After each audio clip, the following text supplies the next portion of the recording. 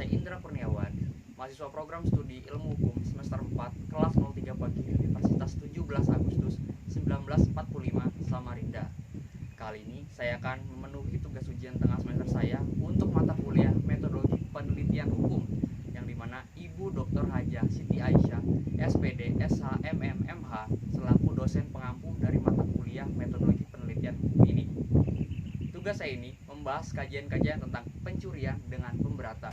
Sebagaimana kita ketahui bahwa tindak pidana pencurian itu terdapat pada ketentuan bab 22 pasal 362 KUHP, di mana pasal 362 KUHP itu dikategorikan sebagai pencurian biasa, sedangkan pasal 363 itu dikategorikan sebagai tindak pidana pencurian dengan pemberatan atau individualisir atau pemberatan dari pasal 362 KUHP. Untuk mengupas tentang pemberatan pencurian ini, maka terlebih dahulu kita harus tahu tentang isi dari pasal 362 KUHP tentang tindak pidana pencurian. Sebagaimana bunyi pasal 362 KUHP, yaitu barang siapa mengambil barang sesuatu yang seluruhnya atau sebagian kepunyaan orang lain dengan maksud untuk dimiliki secara melawan hukum, diancam karena pencurian dengan pidana penjara paling lama 5 tahun atau pidana denda paling banyak Rp900 sebelum dikonversi oleh Perma nomor 2 tahun 2012.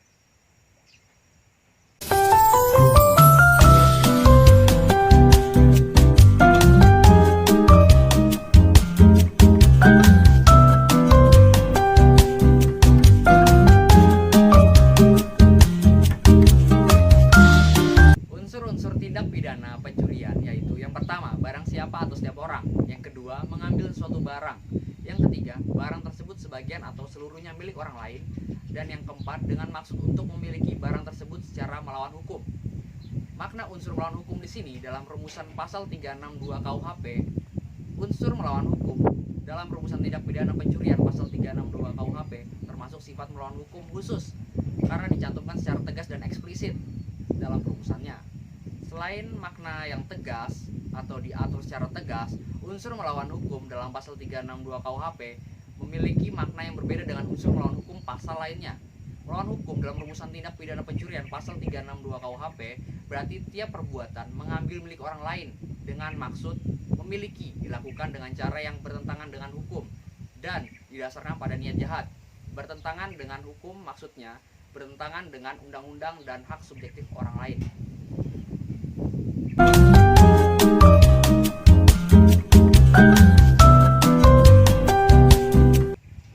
Kemudian masuk pada individualisir atau pemberatan dari pasal 362 KUHP, di mana pemberatan dari pasal 362 KUHP ini diatur di dalam pasal 363 KUHP, yang dimana pada ayat 1 diancam dengan pidana penjara paling lama 7 tahun terhadap poin pertama, pencurian hewan ternak.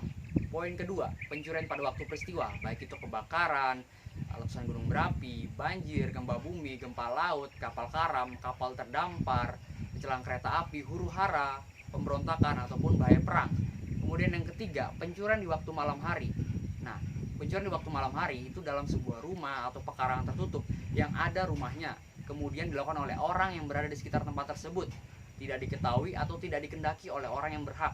Kemudian yang keempat, pencurian dilakukan oleh 2 orang atau lebih secara bersekutu atau bersama-sama. Yang kemudian terakhir, yang kelima, pencurian untuk masuk ke tempat melakukan suatu kejahatan atau untuk sampai kepada barang yang dituju, dilakukan dengan cara merusak atau memotong atau memanjat atau dengan menggunakan anak kunci palsu, perintah palsu atau pakaian jabatan palsu. Kemudian jika ada sebuah tindakan pencurian yang termasuk di dalam penerangan poin ketiga disertai dengan salah satu dari poin keempat dan poin kelima, maka diancam dengan pidana penjara selama-lamanya 9 tahun. Kemudian contoh, nah kita sering melihat adanya suatu musibah, yaitu misalnya kebakaran.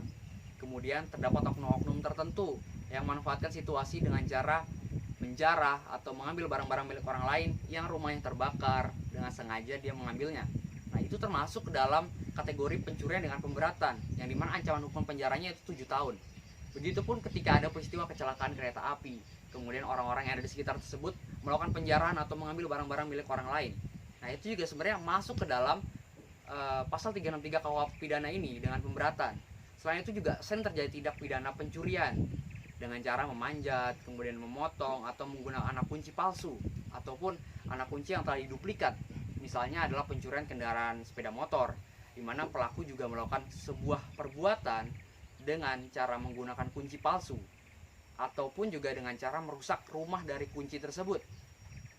Maka hal ini juga dapat dikategorikan di dalam pasal 363 KUHP individualisir atau pemberatan dari pasal 362 KUHP.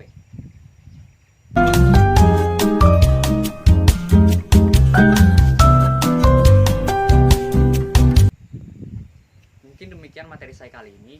Oh ya, sebelum materi yang ditutup, saya ingin menginformasikan bahwa Universitas 17 Agustus 1945 Samarinda atau yang lebih dikenal dengan UNTAK Samarinda sedang membuka pendaftaran bagi mahasiswa baru. Bagi kalian yang kelas 12 ataupun yang baru saja lulus, ayo daftar di UNTAK Samarinda. Karena terdapat banyak sekali program studi pilihan serta beberapa organisasi yang dapat mengasah soft skill kalian, baik itu public speaking ataupun juga membangun jiwa leadership kalian. Jadi tunggu apa lagi? Ayo segera daftar di UNTAK dan gabung bersama kami. Saya Indra Kurniawan, undur diri. Wassalamualaikum warahmatullahi wabarakatuh.